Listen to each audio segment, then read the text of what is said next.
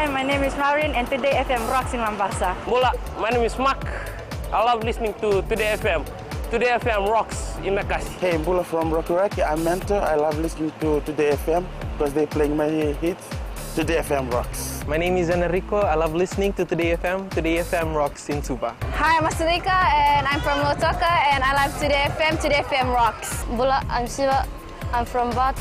I love listening to Today FM. Today FM rocks. Today's hit music on Today FM. In this bulletin, investigation on alleged murder of foreign national continues. Drug traders trying to outsmart police. And work on new Lotoka police station begins. From the studios of FBC Suva, Beva Lendua. The victim in an alleged murder at Service Street in Suva yesterday afternoon has been positively identified. The United Nations office in Suva has confirmed to FBC News that the victim is Jennifer Ann Downs, who was an Australian national working for the UN World Food Programme in the Pacific since 2017. She was known to her colleagues as Jennifer Lusaka. Police investigations into the incident continue as the key suspect in the matter remains in hospital. At this point, it is understood that the suspect, who is the husband of the victim, Jennifer Ann Downs, is still being treated at CWM Hospital. It is alleged that the suspect, Henry Lusaka John, tried to commit suicide by jumping from a balcony. FBC News visited the scene this morning to find forensics officers gathering evidence. The couple and their 3 children apparently moved into the neighborhood a few months ago. Investigation into the alleged murder continues. Elements involved in illegally importing drugs such as methamphetamine are continuously trying to subvert authorities by employing new methods of shipment. Police Commissioner Brigadier General Sitiveni Giliho says those behind the drug trade are actively seeking information on how police and border authorities operate. He adds the Fiji police force continues to re-examine its operations to stay hot on the heels of those involved. They keep changing their modus operandi. We were dealing with fine crystals, in the fine crystal form of meth. Then now it's appearing in bigger crystals. That shows that it might be a quicker processing that it's going through. And we are starting to get information now and analyzing information now that it's being moved in liquid form. So they are always changing things to try and keep us off guard. We have dog detector units available. They try and bit the dogs as well. The dogs are trained to a certain level of purity, so they try and dilute it. More open discussions on the impacts of drugs is needed, and this should begin from home. The Volatile Boo group that advocates and creates awareness on drug issues says the drug cases are increasing at an alarming rate.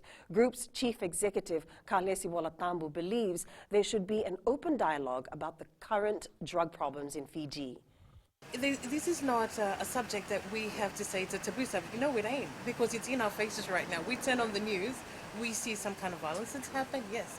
We see something literally about drugs that's happening, yes. And we can't be a person that live in a bubble.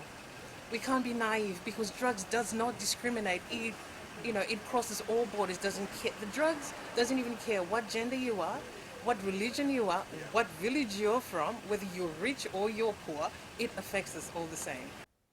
The new Lotoka police station will meet the demands of the growing Lotoka community. Speaking at the groundbreaking ceremony in Lotoka this morning, Minister for Defence Inia Seriratu said Lotoka's police stations will be elevated to metropolitan stations due to the city's status and of having high economic activity. Seriratu says the $28.9 million station will also mean more officers will be deployed to Lotoka. Lotoka police station sustained extensive damage during Cyclone Winston. Lotoka is a densely populated area. Policing strategies need to be innovative to counter the prevalent offenses of aggravated robbery, theft, damaging property, common assault, and serious assault. The construction of the new station will be completed by next year. 10 witnesses will be giving evidence in the alleged rape case against Pastor Waisake Tulavu. The cleric is charged with 4 counts of rape and 1 count of sexual assault. His trial will begin on October 21st and continue for 2 weeks. The court was also informed that the accused person will take the stand and defense will be calling 5 witnesses. Tulavu allegedly raped 3 church members aged 22, 29 and 32 in Asinu last year. He was further remanded and ruling on his bail application will be delivered this afternoon. The case will be recalled on September 10th for PreTrial Conference.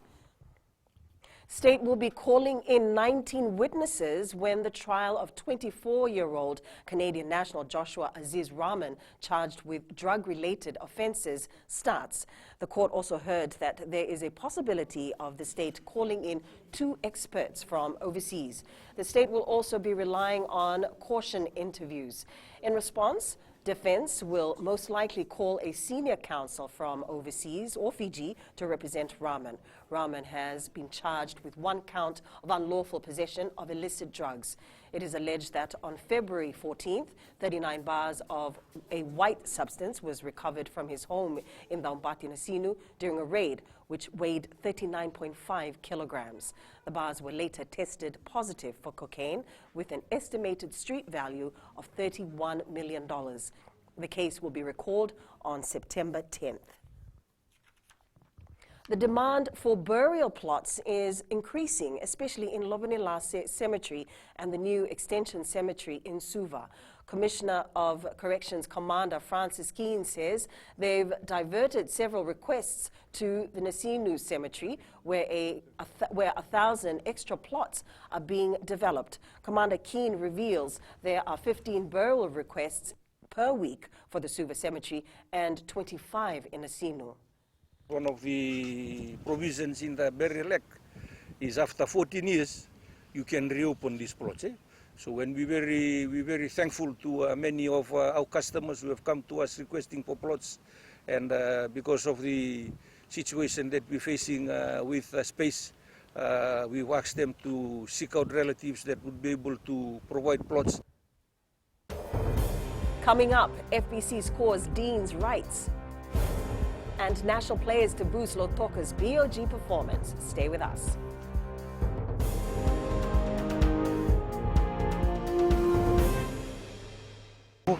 Ako Tabua, ako do talitay na nabarong na Bula FM, nambando na sir. Bula, ang gono Lotoka do talita ka ng Bula FM bertini nambando na sir. Ni Bula binaka, nanragin ko sa Bula FM nga. Nakasi. Nalango sa mundo atiyo ng Bula FM nambando na sir nusur. Ni Bula binaka, nalango Jerry yang melambasa.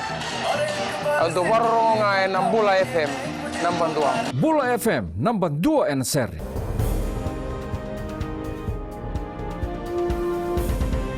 The Fiji Broadcasting Corporation will be the exclusive radio and television partner for the Vodafone Deens rugby competition.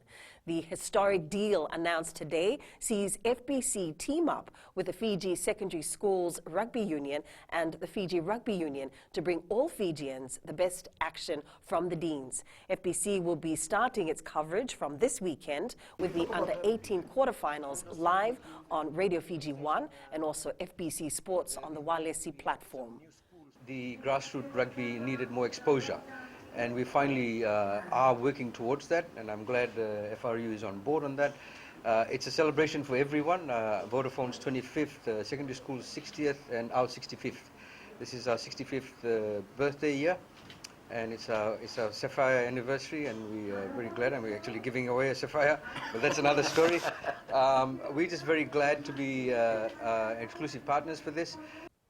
Lotoka Football Association President Rakesh Prasad says the inclusion of former players will boost the team's performance. These players include Samuel Ndrundru, Zibraz Sahib, Benaminio Mate Nangara, and Benaminio Mate Nangara, who have been away for national duties. Prasad says Dave Randringai is also back with the team. We got some youth boys, and the old boys all come here. The GL our team very good, and the Davirendra guy is already back here to win our team. So already withdraw his application. So all key players here will give a good go in BOG. Lautoka plays Nasinu in its first match of the Inc. Mobile Battle of the Giants tournament at 1:30 p.m. this Friday, and you can catch the live commentary of this match on Radio Fiji 2. Flying Fijians coach John McKee says the team that played the first test against the Maori All Blacks included a lot of experienced players. McKee says his plan has always been to give game time to as many players as possible. Certainly in game two, probably lesser experienced side and some younger players, but certainly, a couple of those guys really stood up and showed us what they've got going forward. The Flying Fijians take on Japan in the first match of the Pacific Nations Cup at 5:50 p.m. this Saturday. For the first time, a Fijian Sevens team will compete against New Zealand schools at the Ames Games. The tournament, held in Tauranga each year, is expanding its international reach, and those traveling to compete are hoping it can lead to bigger things. This report from TVNZ.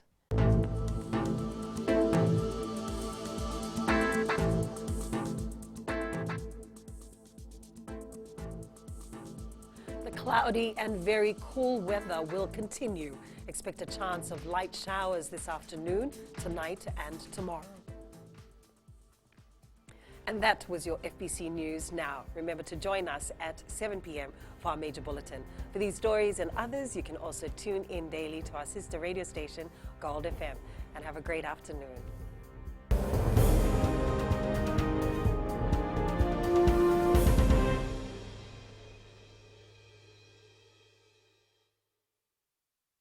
My name is Neha and I'm from Karavi, and Mirchi FM it's hot.